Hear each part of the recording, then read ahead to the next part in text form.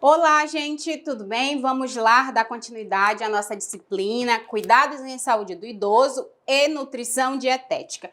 E hoje nós vamos falar sobre o idoso e a sociedade e a família, né? Ainda é sobre esse tema, como está lá no material didático de vocês, ok?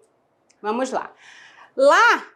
No material didático de vocês, nós vamos falar sobre, no tópico 10.4, vamos falar sobre os cuidados de enfermagem, nas necessidades nutricionais de hidratação e eliminação do idoso, né? Então, nós vamos, durante essa aula, né, falar sobre todos os benefícios, os malefícios de uma boa ou de uma má alimentação, ok? Principalmente na saúde do idoso, né? Lembrando que essa fase é onde o idoso precisa de muitos nutrientes e não de refeições calóricas, ok? Vamos lá.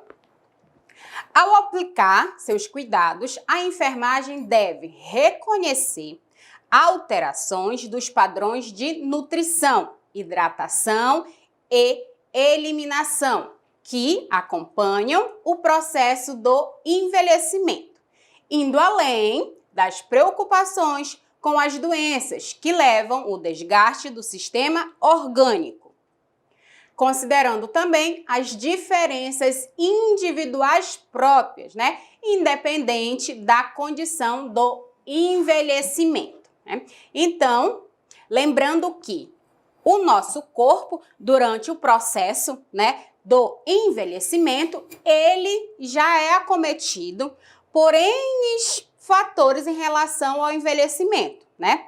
Então, esse processo, né, ele causa um desgaste de todo o meu sistema, o meu processo, né, todo o processo que eu faço durante a minha vida, o processo de digestão, o processo de eliminação, né, os meus sinais vitais, a minha mobilidade, todo o meu corpo, ele fica comprometido durante desse processo de envelhecimento. Mas nós temos que atentar às necessidades, né, que o nosso corpo precisa durante esse processo, né? Tratando-se do envelhecimento, né, o nosso corpo ele precisa muito mais agora nessa fase, na fase do envelhecimento, de nutrientes, ok? Então, as minhas refeições, elas precisam ser nutritivas, né? Ai, professora, mas poxa, não pode ser uma comida assim bem gostosa? Sim, é uma comida bem gostosa, né? Uma comida de verdade, né? A gente fala que as comidas de verdade, elas nos nutrem, né? Aquelas comidas que enchem os nossos olhos, elas não fazem bem para o nosso corpo, né? Primeiro nós comemos com os olhos, né? Não tem um ditado? Primeiro nós comemos com os olhos, para depois comermos com a boca. Mas as comidas, né? As comidinhas de verdade, as comidas nutritivas, elas também são bem bonitas, se bem preparadas e bem escolhidas, né? Para fazer a nutrição adequada. E as necessidades de nutrição, né? Tá vendo essa foto aqui, ó, bem bonita? Aqui nós temos o quê? Proteínas, né? Nós temos carboidratos, nós temos sais minerais, temos vitamina C, né? Todos os nutrientes que o corpo necessita. Não só, ok? Não só na fase da velhice, mas o nosso corpo ele precisa de nutrientes em todas as fases, mas quando estamos nessa fase da velhice, o nosso corpo ele precisa muito mais do que, né, antes. Com o processo de envelhecimento, as necessidades calóricas do idoso vão diminuindo, né, por conta da redução da sua mobilidade e do metabolismo mais lento. Então, vamos pensar assim. Vamos lá. Eu preciso de uma certa quantidade de calorias para eu conseguir desenvolver todas as minhas atividades diárias, né? Vamos lá ter uma média que 1.200 calorias né? Dependendo da altura da pessoa, se é homem, se é mulher, né? Isso aí tudo tem que ser feito uma base, né? Um cálculo, né? Que é feito pelo nutricionista, o especialista, e ele define a quantidade de caloria que você precisa para você realizar todas as suas atividades diárias. No caso do idoso, o que acontece? Como ele tem uma redução na sua mobilidade, o número, né, essa ingesta de caloria, ela vai ser bem mais diminuída, porque ele já não vai fazer tantas atividades como anteriormente, né? Antigamente, ele fazia, né, muitas coisas, saía para trabalhar, acordava cedo, era muito mais ativo. Quanto mais ativo eu for, mais calorias eu gasto, né? Quando eu sou sedentário, o que eu faço? Eu tenho acúmulo de gordura, né? Tudo aquilo que eu como fica acumulado no meu corpo, né? O meu corpo, ele tem, né, um processo, né, para fazer essa queima de caloria. Mas se eu não ajudo o meu corpo a queimar, o corpo, ele guarda, ele acondiciona. A diminuição do metabolismo basal, né, que é o nosso processo de metabolização, é justificada pela mudança na composição corporal, evidenciada por aumento de tecido adiposo e diminuição da massa magra, atingindo todos os órgãos com o passar do tempo. Não sei se vocês lembram lá inicialmente nas nossas aulas, né, que todos os órgãos do corpo, durante o nosso processo, né, de envelhecimento, eles vão perdendo peso, certo? O único órgão que não perde peso é o coração, órgão vital, o coração. Por quê? Porque ele é um músculo, ok? Então ele ganha, ele fica mais pesado. Por quê? Porque o músculo, ele vai trabalhar sobrecarregado de acordo com o processo do envelhecimento, né? O nosso coração, principalmente se o idoso tiver doenças crônicas, como hipertensão, diabetes, cardiopatia, o nosso coração, ele vai ficando sobrecarregado. Como ele é um músculo, então ele vai ter que contrair, né? Mais, como se fosse mais puxado, né? Vamos falar assim na linguagem para que vocês entendam. Ele vai ficar sobrecarregado e aí ele vai, ó, crescer um pouquinho. Ele não diminui, ele aumenta de tamanho, ok? O tecido adiposo, professor, o que é um tecido adiposo? Tecido adiposo é gordura, ok? É o acúmulo de gordura que nós temos no nosso corpo. Então, ele o quê? Tem o aumento e diminui a massa magra, tá? Se você colocar uma quantidade de tecido adiposo e músculo, podem ter o mesmo peso, mas a gordura ela sempre vai ser maior, então, assim, em dimensão, ok? A massa magra é o que é bom para o nosso corpo. O tecido adiposo, ele não aumentado, ok? Claro que a nossa gordura, ela tem uma função no nosso corpo, né? Mas quando está em excesso, causa muitos malefícios ao nosso corpo, principalmente na fase da velhice.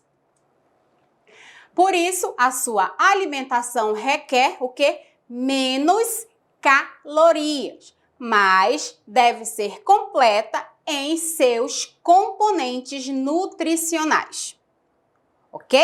Então, lembrando que, como eu não estou mais, né, tendo a mesma movimentação, tendo o mesmo gasto calórico, a minha alimentação, ela tem que ser menos calórica, né? Menos calórica, né? Eu preciso comer menos, tá? Eu preciso comer pouquinho, não comidas que tenham alto teor de calorias, né? Vamos lá.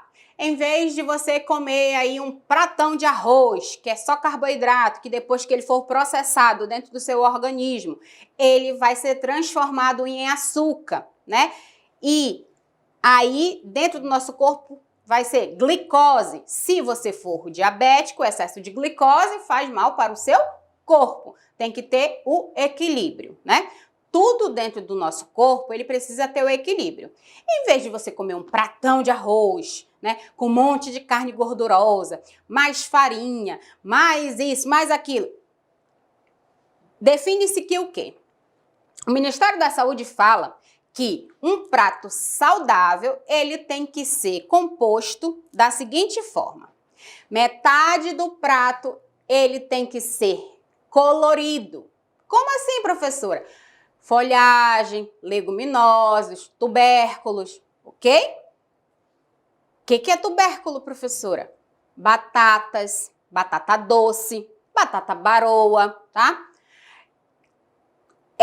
Esses tubérculos, eles têm os nutrientes necessários para uma função, né?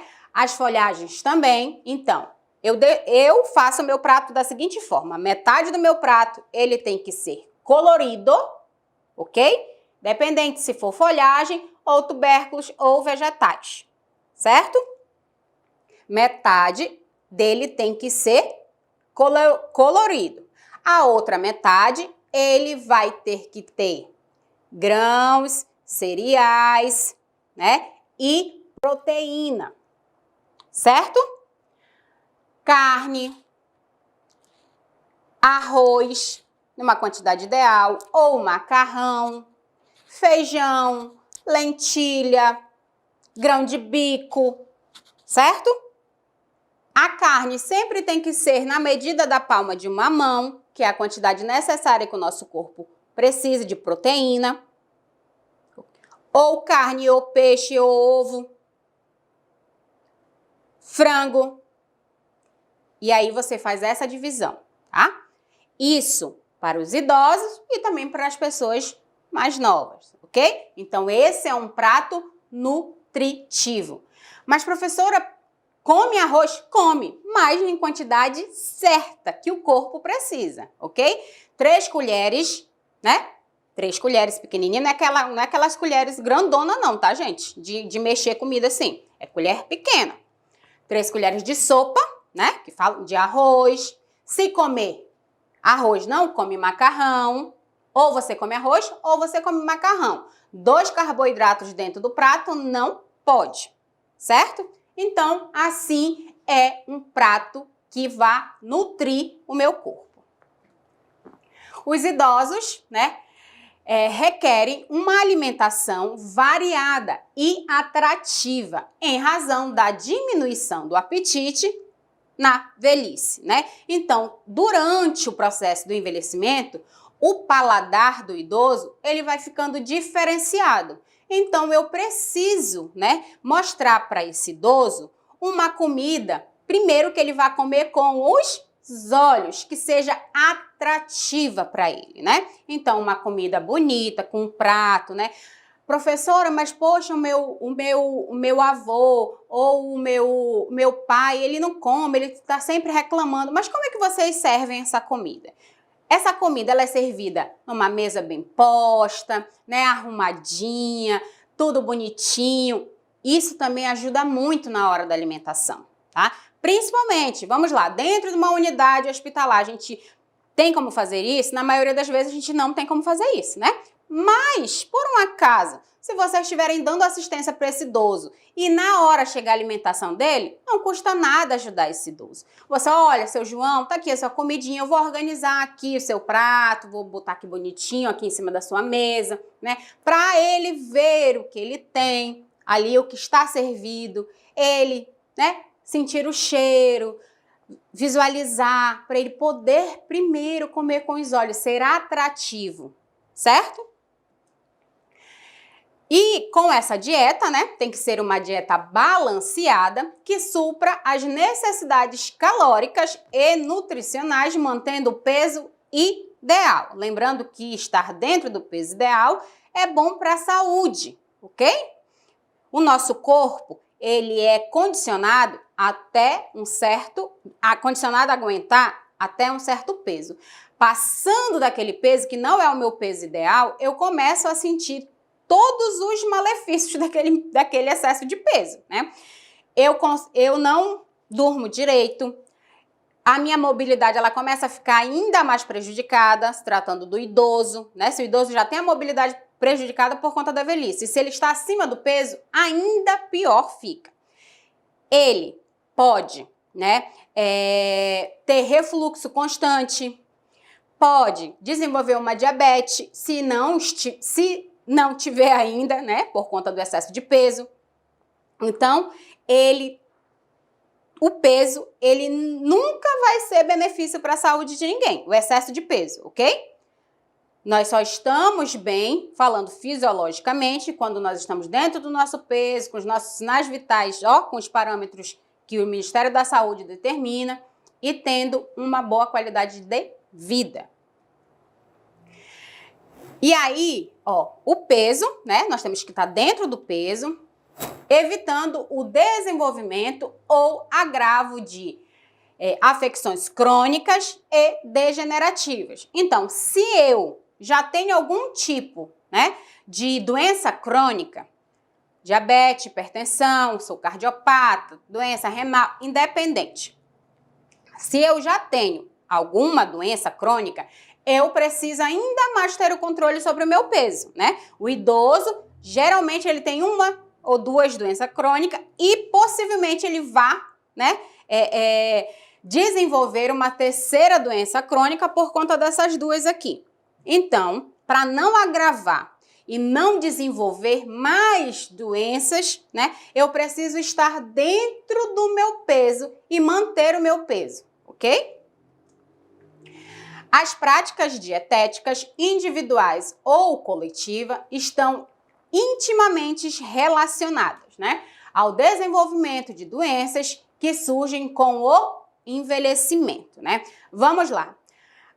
As práticas de alimentação relacionadas à diabetes, né? A diabetes tipo 2, que é aquela diabetes que você, né, presta atenção, você escolhe ter, porque você não se alimenta da forma adequada, por maus hábitos alimentares, ok? Então, você come muito doce, muito carboidrato, né? Açúcar, refrigerante, tudo que é doce tá botando para dentro. Tudo que é carboidrato tá botando para dentro. Mas professora, olha, o meu avô, ele só come arroz. Ele não toma refrigerante, ele não come chocolate, ele não come bolo, confeitado, mas o arroz dentro do nosso corpo, ele vira glicose. E se lá na juventude teve o excesso disso, ele se transformou em glicose, e se por um acaso o meu corpo ele já teve alguma deficiência lá no meu pâncreas, tá? Produzindo pouca insulina, aí, infelizmente, eu me torno um diabético, né? Por conta da alimentação. Outra doença também que pode ser desenvolvida por conta da alimentação, hipertensão arterial, excesso de sódio, né? Muito sal na comida, né? Comidas muito gordurosas também, que também podem comprometer, né, as veias, os vasos e comprometer todo o processo, também é por conta da má alimentação. Por isso, né, embasados nas recomendações, né, de órgãos internacionais na área da saúde, como a Organização Mundial da Saúde, pesquisadores e profissionais enfatizam a importância da boa e correta nutrição associada à prevenção e controle de doenças crônicas degenerativas, sobretudo a obesidade e suas consequências negativas, como a má qualidade de vida das pessoas, né? Lembrando que a obesidade, ela já é considerada, né, uma doença, né? Existem pessoas que, infelizmente, não conseguem mais ter o controle sobre o seu peso, né? E elas precisam, muitas das vezes, ter um acompanhamento psicológico, ter um acompanhamento com psiquiatra, né? E muitas vezes passar por intervenção cirúrgica, né? Que são aquelas pessoas que já começam a desenvolver uma obesidade mórbida. E aí, junto com essa obesidade, vem todas as doenças, né? Hipertensão, diabetes, compromete todos os órgãos vitais, né, do corpo, e a pessoa começa a ter uma má qualidade de vida, né? Ela não consegue mais se movimentar, não consegue mais realizar as suas atividades diárias e assim começa a comprometer todo o seu corpo, né? Lembrando que para que eu consiga chegar na minha fase da velhice, né, com uma boa qualidade de vida, eu preciso começar a trabalhar isso agora, né? Vocês que são futuros técnicos de enfermagem, vocês precisam propagar essa informação constantemente, ok? Tudo aquilo que vocês absorvem e vocês não passam para frente é como se vocês estivessem, perdendo tempo, ok? As informações que são pertinentes a serem divulgadas, nós precisamos falar, tá? Precisamos propagar, né? Nós somos formadores de opinião, então vocês precisam levar essas informações, principalmente para as pessoas mais próximas, familiares, né? Sempre falando, né, dos malefícios que uma má alimentação traz para o corpo, né, para a vida da pessoa. A combinação de uma alimentação equilibrada, atividade física regular e o controle do estresse contribui para a longevidade com qualidade, né? Professor, o que tem a ver o estresse com a minha saúde? Prestem atenção. O estresse, ele pode fazer você desenvolver muitas doenças, né? As doenças relacionadas ao lado emocional, né? Físico também, eu posso desenvolver hipertensão, eu posso desenvolver até mesmo diabetes, né? Existem pessoas que por conta do estresse começam a se tornar compulsiva, né? E essa compulsão, ela pode ser manifestada de várias formas.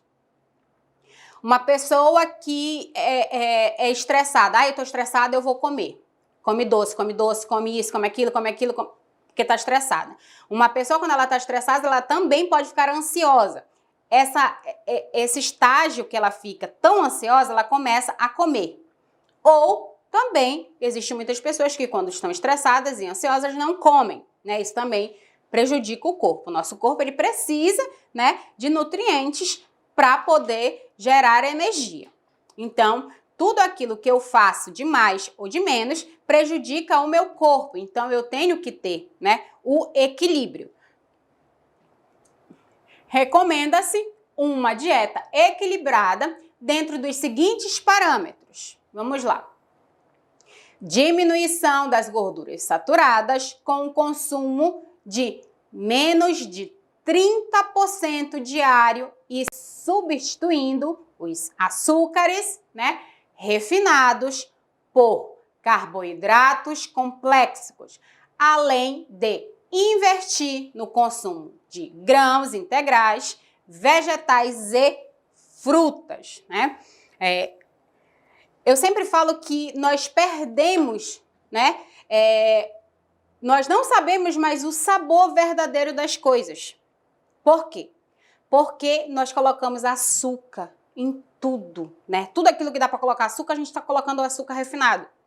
A gente não sabe mais qual é o verdadeiro sabor, né? O sabor real de um suco de laranja, de um suco de limão, de um suco de abacaxi, né? Por quê? Porque tudo a gente coloca açúcar. Ai, professora, mas comer as coisas sem açúcar é muito ruim. Realmente. Infelizmente, nós fomos condicionados, né, a comer açúcar o tempo todo.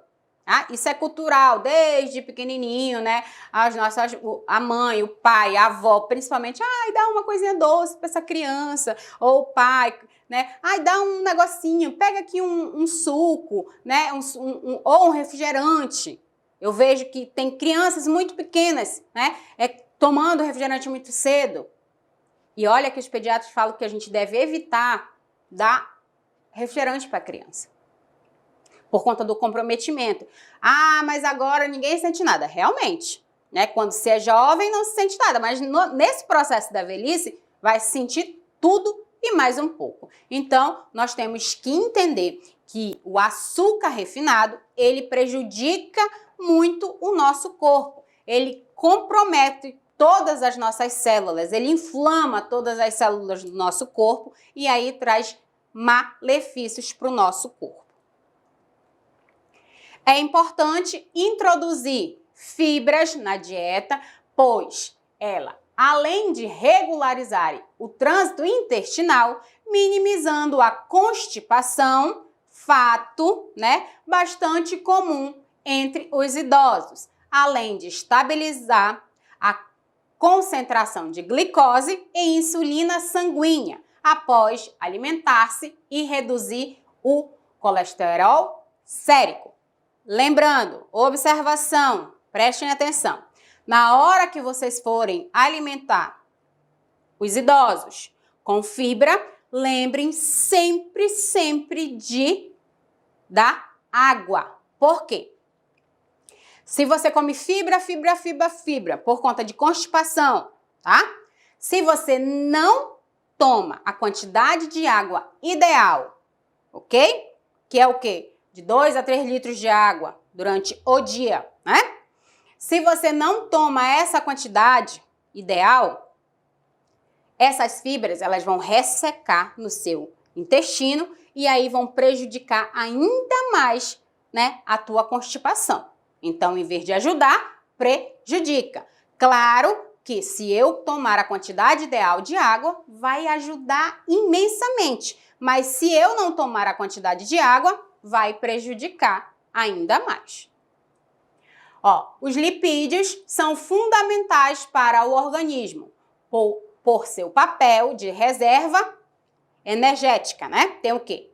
Os lipídios são as gorduras, eles vão dar energia, Energia potencial, compor algumas estruturas e hormônios, protege os órgãos, promove o isolamento térmico e ajuda na absorção e transporte de vitaminas lipossolúveis, Lembrando que as gorduras, isso aqui é a nossa gordura, ela protege os nossos órgãos vitais, certo? Uma camadinha de gordura, não é muitas camadas de gordura não, tá? É por isso que é importante a gente estar dentro do peso ideal. As proteínas exercem a função estrutural reguladoras de defesa e transportes nos fluidos biológicos. Lembrando que existe, muitas dietas em relação a comer só proteína. O idoso ele não pode fazer isso, tá? A não ser que seja orientado pelo nutricionista, um especialista. O nutricionista, ele vai definir exatamente, ok? Se esse idoso ele pode ficar comendo só proteína, ou se ele pode tirar proteína, ou se ele... Independente, quem vai falar exatamente o que o idoso tem que comer, de acordo com a patologia que ele está, de acordo com a necessidade, é o nutricionista. Nós temos uma base em relação ao que o corpo precisa nessa fase, certo? E aí essa consulta ela é individual. Cada pessoa precisa de uma quantidade diferenciada de nutrientes. As fontes proteicas, são de origem animal, cereais e leguminosas, Essas proteínas, elas podem vir de animal, cereais e leguminosas. Os idosos apresentam diminuição da síntese e degradação proteica, além de menor massa magra, daí ser fundamental o fornecimento proteico, Lembrando que a proteína, ela ajuda no músculo, Então, como nós vamos perdendo massa magra, é importante ter uma quantidade de proteína. Contudo, a ingesta proteica acima do recomendado pode sobrecarregar o sistema renal, além de interferir na absorção de cálcio, prejudicando a massa óssea, O cálcio, ele é extremamente necessário durante o processo da velhice. Por quê? Porque nós temos o comprometimento dos nossos ossos, não é isso? Os nossos ossos, eles vão ficando mais frágeis, né? E o idoso, ele precisa fazer essa substituição de cálcio ou através da alimentação, né? Quando necessário, ou através de medicamentos. Mas aí esses medicamentos, eles vão ser receitados pelo especialista, né? Então, fazer os dois, o tratamento farmacológico e o não farmacológico é essencial, tá? Para essa absorção. A suplementação de minerais e vitaminas nos idosos pode ser necessária, pois a absorção de cálcio diminui e ocorre também a deficiência de vitamina D, né? Podendo levar à perda da massa óssea e o aumento de risco de fraturas. Então, se o meu corpo, né, os meus ossos, eles ficam fragilizados, né, por conta de falta de cálcio, eu corro o risco de ter mais fraturas, né? E o idoso, ele também tem o risco de, né, o índice de quedas é muito alto, então nós precisamos estar atento nessa alimentação para ter cálcio também.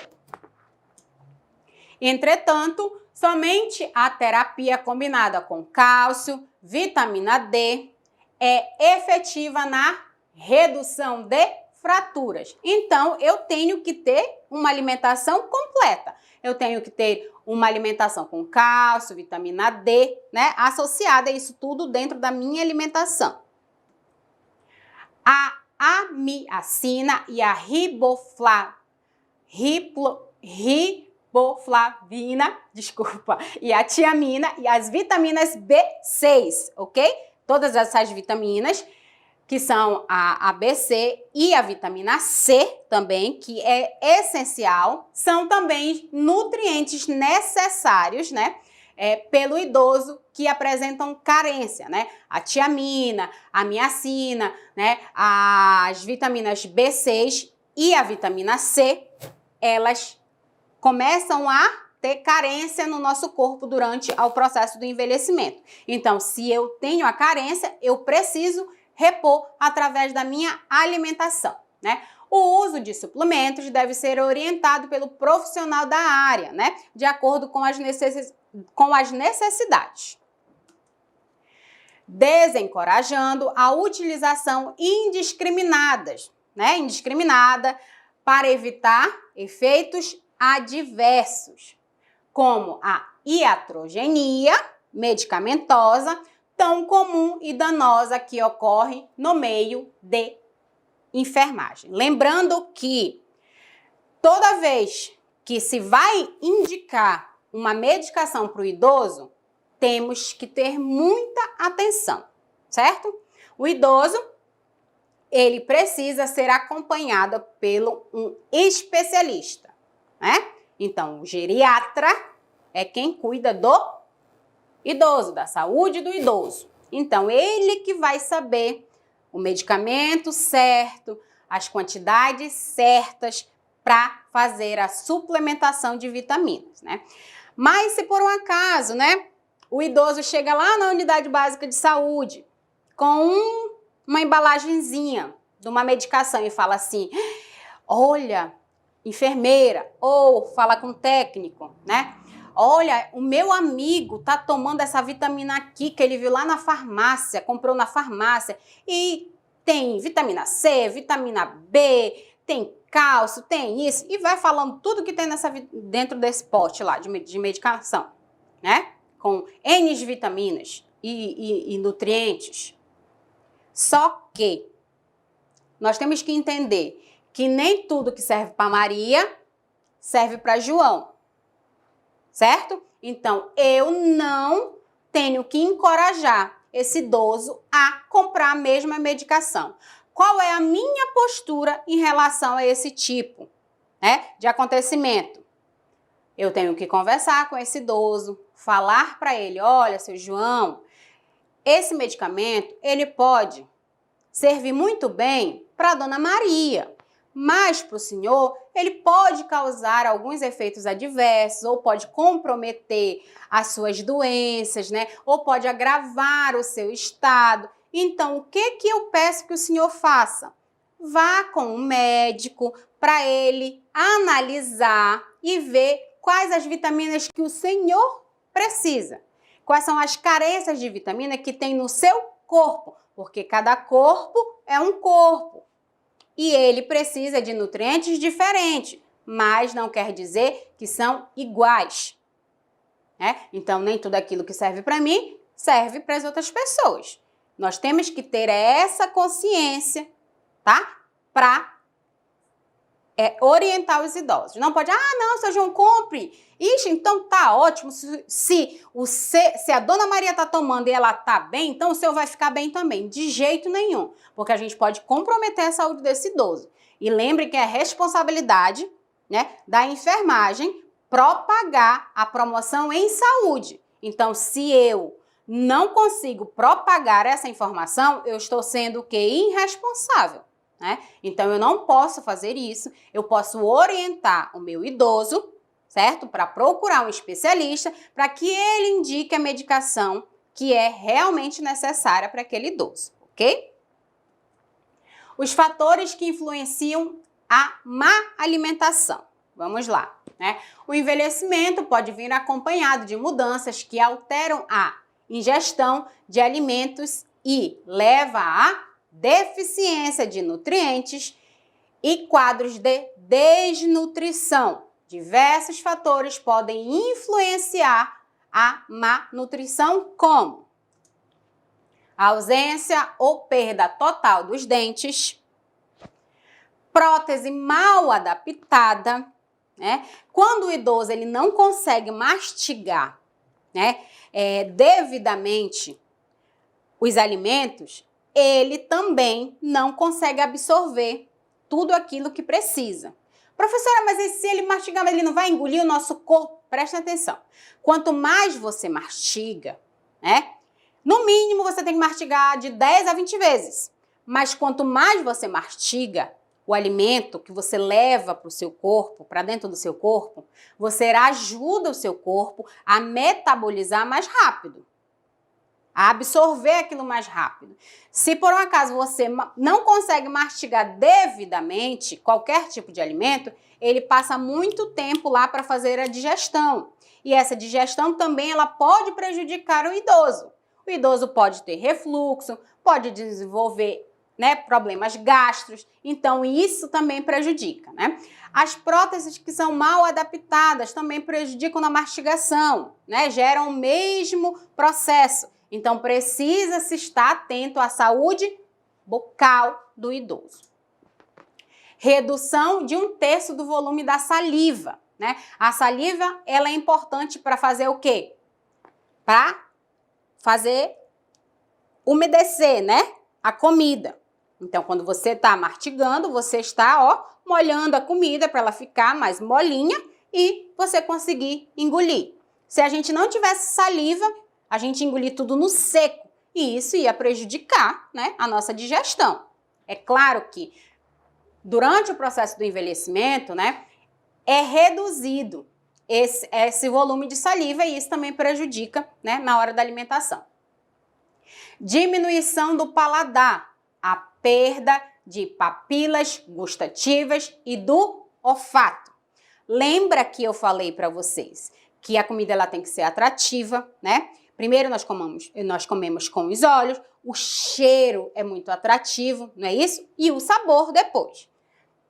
Mas, com o passar do tempo, os meus sistemas orgânicos, eles são prejudicados. E aí eu começo a ter a perda, né, das papilas gustativas, que é onde eu sinto o sabor, né? Aonde eu vou degustar a comida, e o meu olfato também ele não consegue mais sentir o cheiro da comida, né? Porque quando nós estamos cozinhando, não é assim, né? Chega uma pessoa na nossa casa e aí, nossa, mas que comida cheirosa, né? Muitas das vezes nós ficamos com vontade de comer alguma coisa só pelo cheiro. O cheiro, ele é muito importante na hora da alimentação. O reflexo de deglutição diminuído. Então, né, o comprometimento de deglutição, aquele momento que você, ó, tá deglutindo, engolindo a comida. Diminuição do peristaltismo intestinal e redução do reflexo de evacuação. Então, os meus movimentos peristálticos, eles ficam comprometidos, né? O que acontece? Toda vez que vocês se alimentam, o meu corpo absorve todos os nutrientes, né? E aquilo que não serve para o meu corpo, eu começo a fazer um bolo fecal. E aí esse bolo fecal, ele tem que percorrer todo o meu trânsito intestinal até eu evacuar. Mas durante todo esse processo que percorre lá, né? Se o meu trânsito intestinal tiver parado, prejudicado, vai ficar lá, ó, aquele bolo fecal. E esse bolo fecal, ele prejudica, tá? Na minha alimentação. Mas como assim, professora? Como é que vai prejudicar? Eu vou sentir que eu estou cheio, ó, constipado aqui, ó, o tempo todo, né? A barriga fica edemasiada, a pessoa pode ter dor de cabeça, náuseas, mal-estar, tudo por conta do intestino, por conta da falta de funcionamento do intestino, né? Algumas literaturas, né, as literaturas que falam, são mais avançadas, que falam diretamente sobre alimentação saudável, né, alimentação nutritiva, elas falam que o nosso intestino é o nosso segundo cérebro. Por quê? Porque ele coordena tudo aquilo no meu corpo. Se o meu intestino ele não funciona, eu fico mal-humorada, eu começo a ter a pele, né, prejudicada, né, o meu cabelo fica ruim, o meu corpo ele começa a manifestar sinais e sintomas por conta do processo do meu intestino que não está legal, ok? Mas se o meu intestino ele é regulado, né? Constantemente, eu consigo evacuar todos os dias, eu não tenho problema de constipação, tudo melhora. A minha pele é melhor, né? Eu consigo manter a minha dieta, eu consigo manter o meu peso. Geralmente, as pessoas que têm problema de constipação, elas não conseguem perder peso por conta do problema de eliminação, ok? A diminuição da sensação de fome. Então, o apetite deles, né, em relação à comida também vai ficando diminuído devido a todos esses fatores que eu acabei de citar. A redução da secreção do ácido clorídrico, né, a pepsina, o suco gástrico e da secreção, né, de pitialina, gerando problemas de digestão. Lembrando que o suco gástrico, ele é responsável por, ó, quebrar, né, a comida todinha lá, ó, vai fazer a absorção lá, o nosso suco gástrico, para poder fazer a digestão. Se por um acaso eu estou com excesso ou falta, vai prejudicar a minha digestão. A intolerância à gordura, né? Muitos idosos, eles não podem mais comer comida muito gordurosa, porque geralmente eles começam a desenvolver diarreia, né? O estômago dele já fica muito sensível e o intestino também. Comeu gordura, vai direto para o banheiro. Então, começa a ficar intolerante à gordura. A redução da absorção intestinal de nutrientes e o refluxo sanguíneo intestinal. Existe, né? O intestino, ele absorve bastante coisa, né? Os nutrientes. Mas se o fluxo sanguíneo intestinal está prejudicado, como que vai ser feito essa absorção, né? Então, vai ficar prejudicado. Os fatores culturais, étnicos e religiosos, né? Existe, em relação à cultura, né? Os idosos índios, eles têm uma baixa redução de nutrientes, sais minerais, porque a alimentação, a base da alimentação deles é basicamente o quê? Proteína e macaxeira, certo? Eles só comem basicamente isso. Então, eles não têm uma nutrição completa, né? Religiosos, existem algumas religiões que não podem comer isso, não podem comer aquilo, então isso também interfere. Então, isso tudo está interligado, né? A alteração no estado nutricional do idoso podem levar às modificações no seu estado de saúde, né? Podendo colocar em risco e desenvolver desequilíbrios nutricionais. A necessidade de hidratação. Lembrando que não somente o idoso, mas em toda a fase da nossa vida, nós precisamos estar hidratados constantemente, tá? A quantidade de água corresponde a 50% ou menos do nosso peso corporal, né? O peso corporal do idoso. Pois, com o processo de envelhecimento, o volume intracelular é diminuído, colocando em maior risco a desidratação. Então, é muito frequente nós encontrarmos idosos desidratados por conta do processo, né, do envelhecimento, que já tem esse fator, e ainda o idoso tem pouca ingesta de líquido, de água.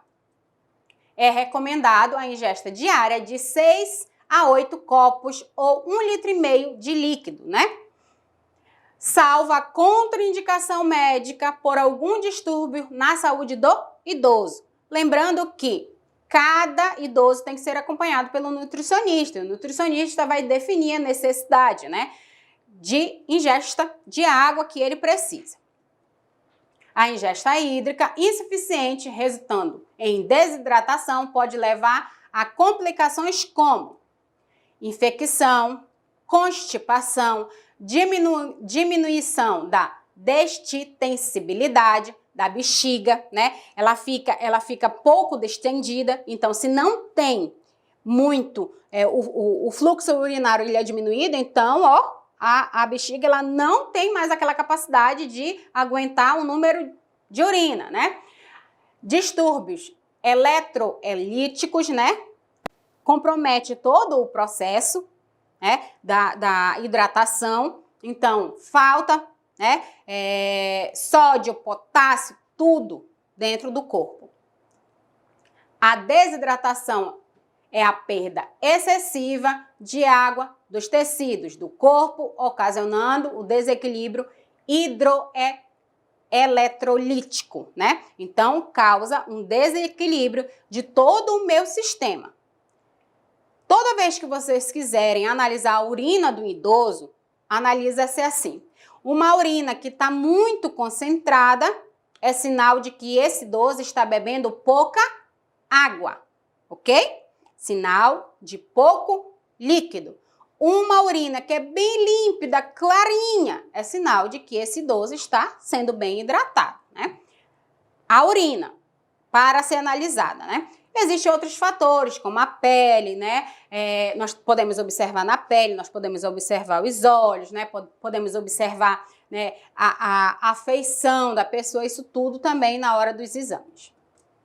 A saída de líquidos exerce a ingestão, né? Os eletroelíticos mais afetados são o sódio, potássio e cloro, né? Então, a falta, o comprometimento, né, desses eletrolitos são muito prejudiciais, né? Outros fatores como febre, diarreia e vômito podem causar a desidratação, né?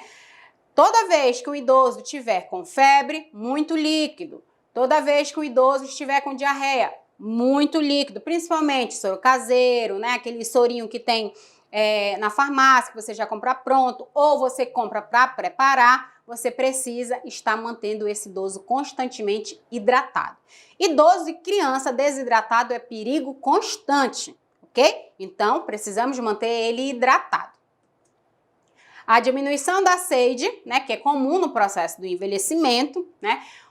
Medo de incontinência urinária. Muitas das vezes o idoso, ele tem medo de beber muito líquido porque está com incontinência urinária. Então, ele bebe pouco líquido para ele não urinar, né? Ou mesmo tem escapes de urina, né? A inacessibilidade aos líquidos, né? Muitas das vezes o idoso, ele não tem uma boa locomoção, né? Não consegue mais se locomover. Então, o que nós temos que fazer? Colocar uma garrafinha perto desse idoso, para toda vez que ele sentir sede, ele pegar a garrafinha e tomar. Se você só lembrar, né? Ah, quer beber água? Ah, lembrou uma vez, mas vai lembrar sempre? né, muitas das vezes se esquece. Então, é mais fácil colocar essa garrafinha lá e o idoso ter acesso livre, né, livre, para ele poder beber a hora que ele quiser. A perda da motivação, né, então se você não motiva esse idoso a beber água, fica difícil, né, ele se lembrar, né, entender a necessidade de ter, né, essa ingesta de água.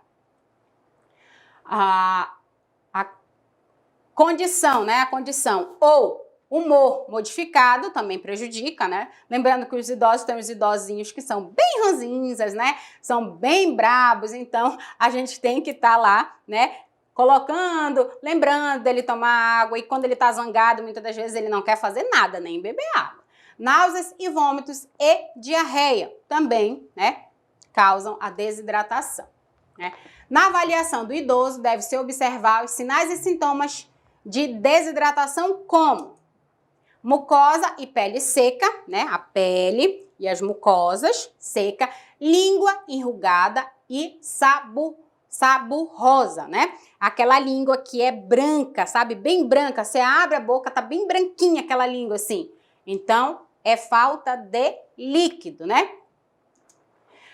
Pouca turgidez cutânea, avaliar sobre o externo ou a testa, né? Então, você consegue ver como é que tá, né, a turgidez cutânea, né, da pele. Urina concentrada, né? Quando a urina está muito escura, é sinal de pouca hidratação. Clara, límpida, muito hidratada. Oligúria, né? Também faces afundadas, né? Quando o idoso tá bem, com o rostinho bem fundinho, né? Com os olhos bem fundos, que você enxerga o idoso, você já começa a ter a ideia de que o idoso não tá bem, né? Muitas das vezes as nossas feições manifestam muitas coisas, né? As pessoas começam a identificar você, muitas das vezes, no cotidiano, pelas suas feições, né? Então, a falta, né, de urina também, né, também indica a desidratação. Então, ele não pode urinar muito se ele não tem líquido dentro, então ele vai urinar pouco, né? Ureia acima de 60 miligramas por decilitro. Então, tá no exame, você viu, já é sinal de desidratação. Elevação da creatinina sérica e os hematrócitos, né? Os hematocritos. Esse nome difícil, bem aí, tá? Então, se no exame tiver alterado, você já é indicativo de uma desidratação. Confusão mental e, em alguns casos, irritabilidade. A pessoa fica irritada mesmo, né? Sem paciência, né? Tonturas, porque está com falta de nutrientes, então isso prejudica. As necessidades de eliminação, né? O quanto é importante você eliminar tudo aquilo que o seu corpo não precisa. Constitui, né, uma necessidade fundamental na medida em que, para se manter em equilíbrio, né, o organismo deve eliminar os produtos resultantes do metabolismo, rejeitando substâncias que são nocivas ou inúteis. Tudo aquilo que o meu corpo não precisa, ele vai colocar para fora. Por meio das funções de eliminações pelas vias urinárias, intestinais, respiratórias e cutâneas. Então, eu vou eliminar, né, tudo aquilo que for nocivo para o meu corpo, né, que tiver malefício, vou colocar para fora. A incontinência urinária, né, é muito comum entre os idosos, né? Infelizmente, né, existe, né, até estudos, artigos que falam que a incontinência urinária, muitas das vezes, ela é colocada de lado, né, na hora dos exames do idoso. Por quê? Já está tão acostumado a dizer que é comum na velhice que muitas das vezes não se dá tanta importância. Mas é tratado, tá? Pode, quando é descoberto da onde o motivo de ter essa incontinência, pode ser tratado, né? A incontinência urinária é a incapacidade de controlar a excreção da urina. é uma situação, né, que é tratável e muitas vezes é curável, né, quando se descoberta o motivo dessa incontinência, né? Constitui uma queixa comum, né, dos idosos, mas não é processo normal do envelhecimento. Prestem atenção, não é processo normal do envelhecimento, então tem uma causa, né? Só precisa ser investigada. Como é crença, né, degenerativa, a razão pela qual é negligenciado na maioria dos casos, né? Como eu falei anteriormente, como as pessoas acham que é por conta da velhice, muitas das vezes não é investigado e é negligenciado. E esses fatores, eles prejudicam muito, né, a condição de vida desses idosos. Poderá ocorrer de forma aguda ou transitória, como resultado de algum processo de doença mental ou física, oriunda geralmente de outro sistema que não o urinário, né? Então, muitas das vezes, nem é do processo urinário que acontece a incontinência urinária, né? Delírio e desidratação podem acontecer, depressão ou carência afetiva, mobilidade restrita e contenção no leito. Muitas das vezes o idoso não consegue levantar, não consegue se movimentar e aí ele tem o que fazer as suas necessidades numa fralda ou até mesmo na cama. Inflamação do processo urinário, alterações neuroendócrinas, infecção, impactação, né, da feca. Então, isso, infelizmente, é um processo que ele precisa ser estudado, né? Precisa ser analisado, todos os sinais e sintomas para descobrir onde é, para poder tratar esse idoso e evitar N problemas, principalmente os problemas psicológicos, ok? O uso de medicamentos, né? Narcóticos, analgésicos, né? Os anticolinérgicos, os ansiolíticos e os ansiopsicóticos, né? Que é aqueles medicamentos que são usados para problemas mentais, eles geralmente podem ter, né, o comprometimento do seu sistema. Então, as pessoas podem desenvolver incontinência urinária, né? A eliminação intestinal, né? Lembra que lá na frente eu falei sobre o processo do intestino, que é importante, né? A alimentação, ela ajuda muito nesse processo, né, para que a gente consiga ter um bom trânsito intestinal. O processo de envelhecimento leva às seguintes modificações do sistema intestinal, né? Algum grau de atrofia do intestino grosso e intestino delgado, né? Vai estar atrofiado, diminuído, diminuição de células da superfície absorvente das paredes intestinais, deficiência na má absorção de gordura, vitaminas, cálcios e ferro, redução na secreção da mucosa do intestino grosso e da elasticidade retal, deficiência na absorção de gorduras, vitaminas, cálcios e ferro, redução na secreção da mucosa intestinal, né? E a constipação, né?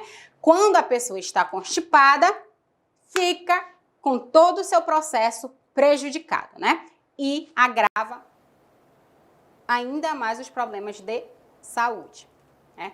Então, olha só, falando em relação à alimentação, hoje nós vimos o quanto é importante nós sabermos, né, sobre os nutrientes que os idosos precisam, sobre a alimentação adequada, para que o nosso processo de enfermagem ele seja feito da melhor forma possível, né?